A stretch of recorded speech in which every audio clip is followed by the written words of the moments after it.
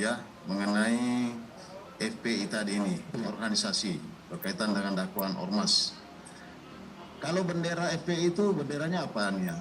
Nah, lambangnya apa? Lambang FPI. Bendera FPI itu ada lambang tasbih segitiga.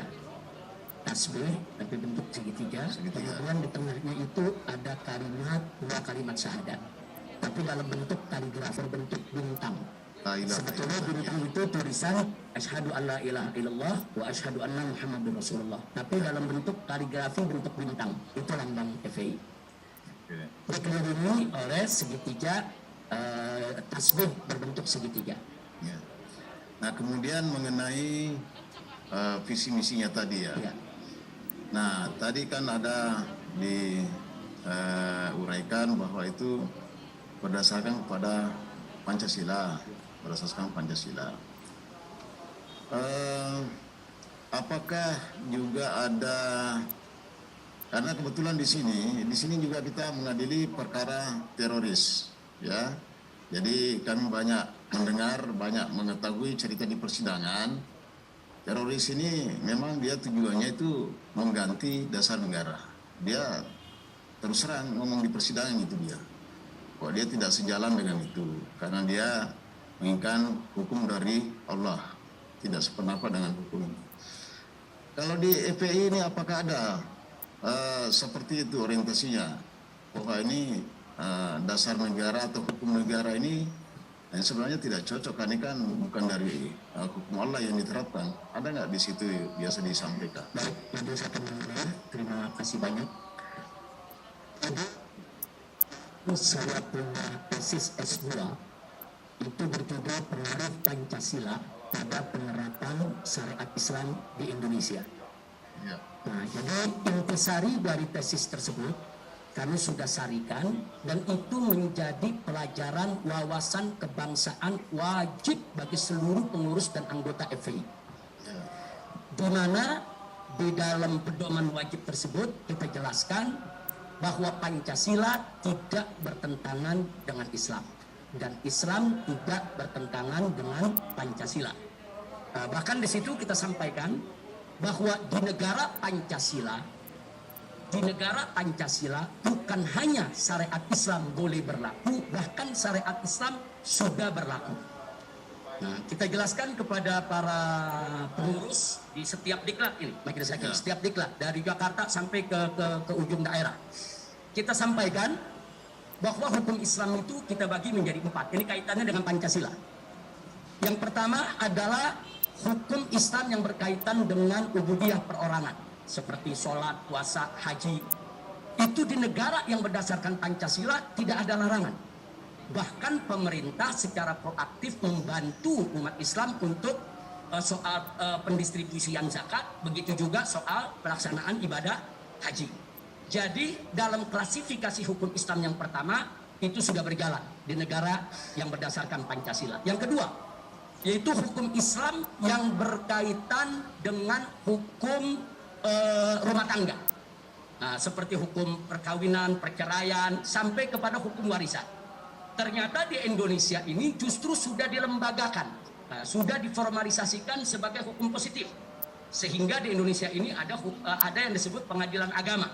Ada hakimnya, ada paniteranya, dan ada kompilasi hukum Islam. Kompilasi hukum Islam itu yang menjadi wewenang daripada pengadilan agama.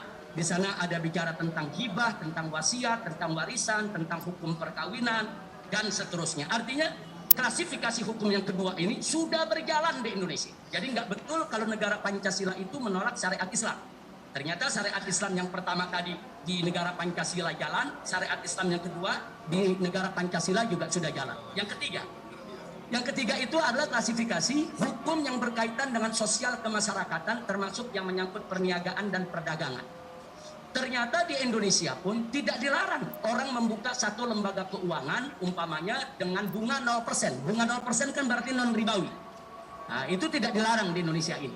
Nah, karenanya di Indonesia ini ada bank syariat, ada asuransi syariat, ada leasing syariat, dan itu sah resmi diakui oleh negara. Begitu juga pendidikan. Di Indonesia ternyata pendidikan Islam dari mulai taman pendidikan Al-Quran, ibtidaiyah, sanawiyah, aliyah, sampai Universitas Islam itu diizinkan di negara Pancasila ini. Artinya di negara Pancasila ini klasifikasi hukum yang ketiga yang berkaitan dengan sosial kemasyarakatan termasuk perniagaan dan perbankan, Indonesia tidak pernah melarang syariat Islam, bahkan sudah berlaku. Jadi yang terakhir, yang keempat yaitu hukum yang berkaitan dengan pidana. Nah, ini kita bicara pidana sekarang, Majelis Hakim. Nah, saya sampaikan kepada seluruh diklat bahwa hukum pidana ini semangatnya itu di dalam hukum pidana positif Indonesia dengan pidana Islam sama semangatnya. Dan substansinya juga sama, hanya bentuk hukumnya yang berbeda. Artinya begini, semangat dan substansi. Dalam pidana Islam mencuri dilarang, dalam hukum positif pencuri juga dilarang. Dalam pidana Islam membunuh dilarang, dalam hukum positif juga membunuh dilarang. Dalam hukum positif korupsi dilarang, dalam pidana Islam korupsi juga dilarang. Artinya substansi larangan itu ada. Dan sama-sama dalam hukum positif bahwa perbuatan pidana tersebut harus diberikan sanksi hukum. Dalam Islam juga sama, harus diberikan sanksi hukum. Hanya saja yang berbeda adalah bentuk sanksinya. Nah, kami sampaikan kepada seluruh laskar, seluruh pengurus FPI, artinya dari 4 klasifikasi tadi, syariat Islam itu sudah berlaku di Indonesia. Klasifikasi pertama, kedua, ketiga sudah berlaku. Sedangkan yang keempat, yang belum berlaku hanya bentuk sanksinya. Tapi substansinya, semangatnya, dia sudah ada di Indonesia. Nah, kemudian saya tutup, biasanya kalau dalam diklat-diklat, nah bagaimana kita memperjuangkan yang keempat ini supaya berlaku di Indonesia? Harus secara konstitusional, lewat parlemen, lewat DPR. Karena kalau DPR setuju besok ada undang-undang koruptor dipotong tangan, maka itu akan berlaku. Nah, jadi gerakan kami di FPI ini adalah mendorong bagaimana syariat Islam itu bisa diformalisasikan, dilembagakan sebagai hukum positif dengan lewat prosedur konstitusional. Jadi kami di FPI nggak pernah punya masalah dengan Pancasila. Bahkan kami tidak setuju kalau Pancasila itu diganti. Kenapa kami tidak setuju? Karena Pancasila itu peninggalan ulama. Dulu Kiai Haji Hasyim Asy'ari, pendiri anak daripada pendiri Nahdlatul Ulama, kemudian Kiai Haji Abdul Qahar Muzakir, itu beliau pimpinan Muhammadiyah ketika itu, dan Kiai Haji Agus Salim, pimpinan Sarekat Islam. Beliau bertiga dengan ulama-ulama yang lainnya berjuang habis-habisan, yaitu di BPUPKI, sehingga akhirnya tersusun Pancasila yang kita kenal saat ini, yang disahkan pada tanggal yaitu UUD 45 18 Agustus 1945. Jadi sekali lagi, bagi kami FPI, Pancasila itu adalah dasar, bukan lagi pilar, Majelis Hakim, dasar.